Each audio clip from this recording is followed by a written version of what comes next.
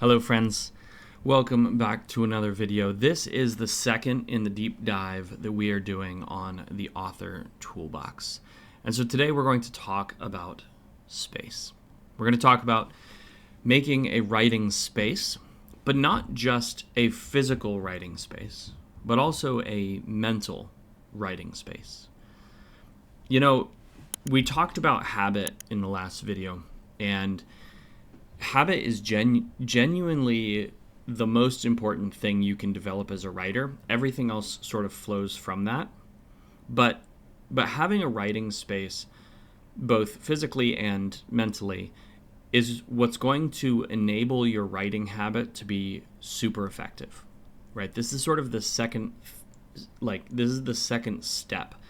The second thing you need to make sure that you have longevity in your writing career. Because even if you have a writing habit, it's only going to get really effective with consistency, with no distractions. And creating space for yourself to write is how you generate consistency, and it's how you remove all of those distractions.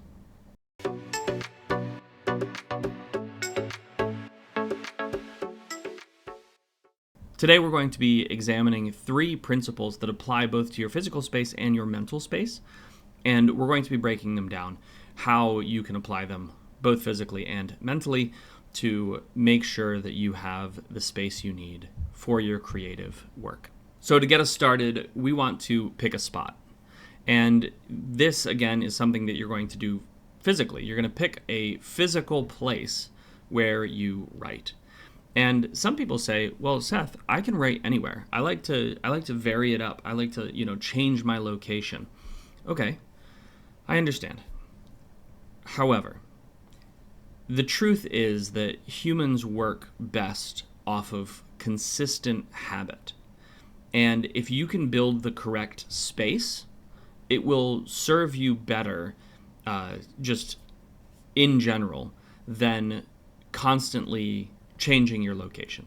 And again, that has to do with our attention and how we give attention to what's around us. So picking a physical space is going to start triggering in your mind that every time you move into it, it's time to write. It's going to supercharge your habit because it's going to reinforce the habit that you're building, the writing habit, by giving you a specific location that you tie it to. So the question becomes then, how should you choose your physical space, or what kind of physical space should you choose? The answer is that it actually doesn't matter, as long as it meets a couple criteria. First of all, it has to be a place that is comfortable. You can't be in discomfort while you're in that place. It has to be a place that is consistent, that you can go to every single time you want to write. And it has to be a place where you can concentrate, right? You have to be able to pay attention to what it is you're doing. So if you're trying to write, and let's say you're a mom and you've got kids at home. I have a 3-year-old and a 4-year-old right now. And so when I want to write, I don't go and sit down in the living room to write, because inevitably, as soon as you sit down, they're going to come over and be like, what you doing? I want to play. Let's play something. What are you doing? And you're not going to be able to concentrate. If you're not in that situation, if you can sit down on the couch and nobody's going to bother you, then sitting on the couch is a great place to write. Really what we're looking for is a space where we don't have other obligations or we don't do other things. So, for example, if you always sit in the same spot on the couch when you watch TV, don't sit there to write, because you're just going to make everything harder for yourself. I like to have a desk that is solely dedicated to writing. I don't do anything else there, so that I know when I sit down at the desk, that is where I'm going to write, and I'm not going to do anything else. And then if I want to do something else, I get up and I move away from that space. I move out into the rest of my house, and I can do whatever I want. But in that place, at that desk, that's where I write. So that's the physical space. And just as we want to choose a physical space or choose a spot, we also want to choose a spot mentally. Now, the easiest way to explain this is that we're going to pick a specific time when we're going to write. By picking a time, we're not only going to have the reinforcement of a physical space, but we're also going to have the reinforcement of a mental space. This is one of the reasons that I think it's so effective to write early in the morning. Because when you partition out that time immediately after you wake up to write, all of a sudden, your brain stops other things from intruding. It says, oh, no, I can think about that later. Right now, I have a specific task. And so all of my thought, all of my energy, all of my focus is going to be tied up in this singular task of writing. And so not only have we picked a physical spot, but we've also picked a mental spot. And that mental spot is what's going to add wings to our efforts. It's going to really supercharge what we're doing. Because, again, this is all about reinforcing the habit that we're already building. Having consistency in space, both physically and mentally, is going to really make our habit effective. Now, some people might say, okay, Seth, well, I can't write during the mornings. That's not possible for me. No problem. Write whenever. Just make it a consistent time. So if you get home from work every day and you get dinner and you whatever it is you do after work, maybe you sit on your couch for a little while and relax. Great. Pick a time, set an alarm, and at 9 o'clock every night, sit down for an hour, for 2 hours, do your writing, and then go to bed.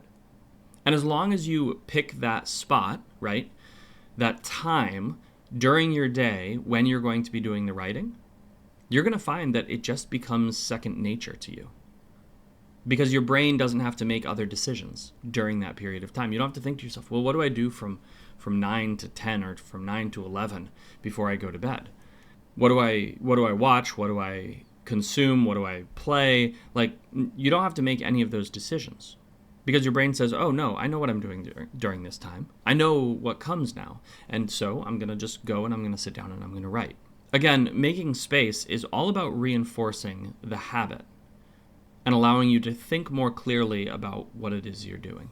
And this brings us to the second piece of this tool, and that is clear your desk. Now, this doesn't have to be physically, though it certainly should be. It can also be your metaphysical desk, right? It can be your mental desk.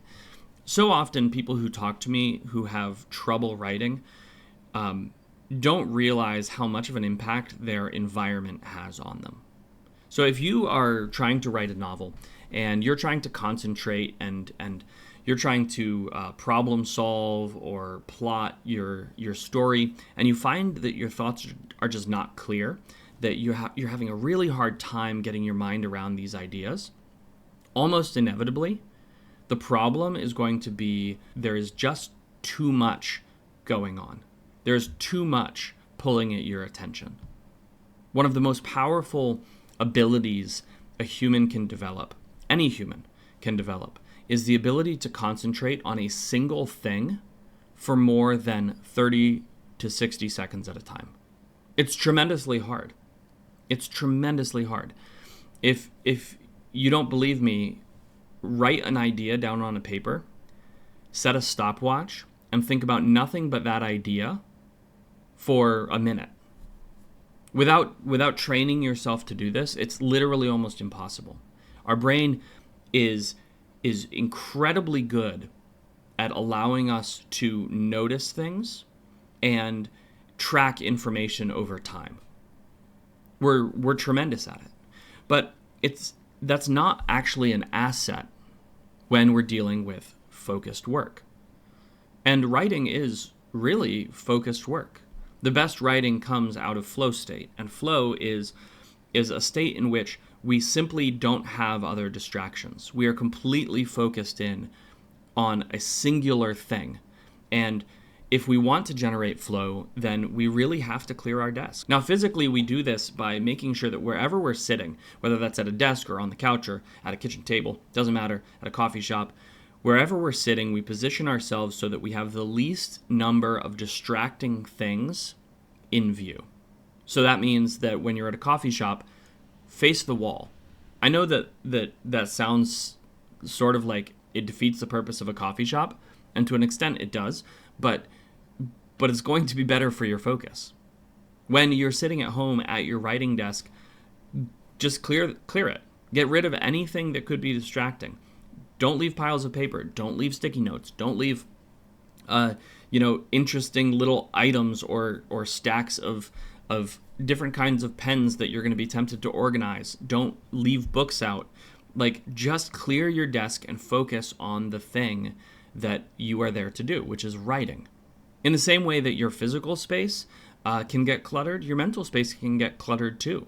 You can have tons of thoughts about what you're going to do later that day, what you're going to cook for dinner, what somebody said at work. All of those things can rattle around in your head and prevent you from being able to get into flow, prevent you from being able to concentrate. And so clearing your desk is more than just making sure that your physical space is clear. It's also making sure that your mental and your emotional space is clear. And that takes work, right? That's hard. That's not an easy thing. One of the ways that I really like to do this, and I know I've talked about it before, is to just brain dump. Is to just get a piece of paper and write down every single thing I'm thinking about, every responsibility I have, every conversation that I have to get back to, every that mental checklist, just write it down. And if you can write it down, what will often happen is it puts it into concrete form. And so you can literally just stop thinking about it because it exists permanently. And because it's permanent, you're not going to forget it. And then tell yourself, after you've written all of that down, after you've done the brain dump, tell yourself, okay, I'm going to read through this and I'm going to pick the most important things to deal with after I'm done writing. I'm going to prioritize writing. And then once my writing is done, I'm going to go through and I'm going to deal with this then. And I think that when we can do that, when we can get into the habit of just making sure that when we sit down to write, we are actually clear, I think we'll find that our writing just gets that much better. Both the experience of writing will improve. We won't have as much frustration around it because we're not going to be constantly distracted. But also our writing itself will get better. It'll get clearer because our focus will be where it should be, which is on the story itself. So we have picked a spot, both physically and mentally, right? We have our location and we have our time. And then we've cleared our desk. We've gotten rid of all of our physical distractions. We've gotten rid of all of our mental distractions. And so the next step is to start building triggers with your space. In the world of habits, a trigger is the thing that prompts action. And we want to build as many triggers into our space as we possibly can. Now, this could be something visual. It could be something auditory. It could be a sensation. But we want to do this both physically and mentally. I'll give you some examples of my triggers, things that I really like. For me, when I sit down at my desk and I put on a specific kind of music, it means that it's writing time. When I sit at my desk and I drink my coffee, it means that it's writing time. When I wake up in the morning and I start thinking about my story, it means that it's writing time. So I have all of these inbuilt triggers that encourage me to write. They don't make me write, right? We're not talking about like brainwashing yourself. Triggers are only as effective as you allow them to be, but they do help. They build momentum to get you into writing. And triggers can be anything, really.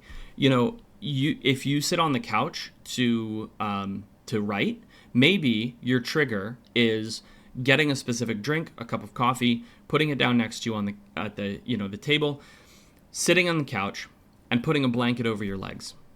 And maybe to you that means it's time to write. And so that's what we want. We want this cascading effect of triggers that just naturally pulls us into writing by building momentum. And this happens naturally with anything that you do. This is the natural way that humans operate. But what's really cool is that you can specifically build them. You can build triggers so that they serve you rather than hindering you. Because the reality is, you probably have a bunch of triggers that are harming you and making it hard for you to write. For example, when you sit down at your desk, do you look at your phone? A lot of people do. A lot of people, anytime they complete an action, they check their phone for notifications, because that's just a habit that's been built in. But when they see a notification, what do? That seeing the notification triggers another action. It triggers them opening the app. When they open the app, what do? They look at the notification, but then they also start scrolling. And the scroll motion is sort of a natural action that happens as the result of opening the app. And so you can see how there's this cascading effect that takes the individual further away from what they want to be doing, which is whatever they sat down at the computer to do initially.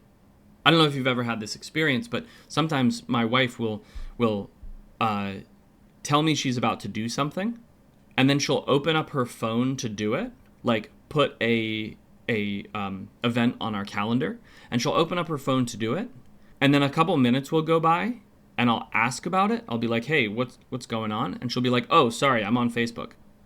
Right? Not because she intended to go on Facebook, but because the actions are just so ingrained in us that that's what we do.